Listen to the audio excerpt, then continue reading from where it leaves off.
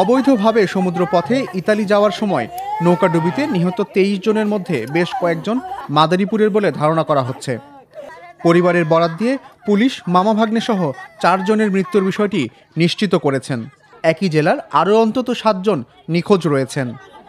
কথা আসলে still boat দেবে, স্টিল বোট 50টা নৌকা ভোট দিয়েছে, নৌকা কারের যেখানে মানুষ ধরবে 30 জন, সেখানে বলে 100 জন মানুষ ভরছে। এইয়া দিয়া পাড়াইছে আমার বাইরে, অর্ধেক মাছ পাতে মনে গেছে কি না গেছে আগে বলে তলাইছে। ঘটনা হয়েছে স্যার, ও সহিচ্ছে যাইতে চাইছে, ওই মা ছিল না, বাপ আছে এখন হে দাদিরে পায়ে ধরে যে আমার একটু পাঠান, খুব আমার একটু পাঠান।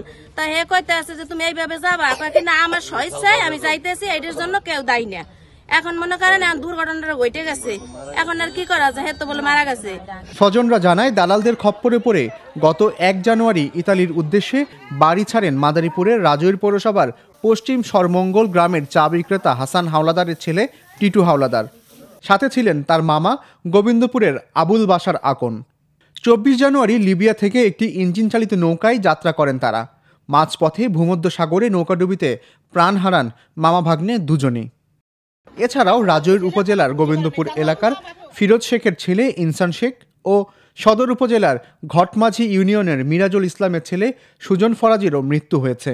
পুলিশ ও প্রশাসন সূত্রে জানা গেছে, লিবিয়াতে 23 জনের লাশ উদ্ধারের পর রাজৈর উপজেলার 7টি পরিবার তাদের সন্তান নিখোঁজ রয়েছে বলে দাবি করেছেন। পুলিশের ধারণা, নিখোঁজ তরুণেরা বেশিরভাগই মারা গেছেন। পরিবার বা পুলিশ কেউই বিষয়টি নিশ্চিত হতে পারেননি। আমরা লিবিয়ায় কিছু লোক মারা গেছে এটা তথ্য পাইছি, তার মধ্যে আমাদের রাজৈর থানারও কয়েকজন আছে। আমরা ওদের তালিকা সংগ্রহ করতেছি এবং প্রত্যেকের বাসায় যাব।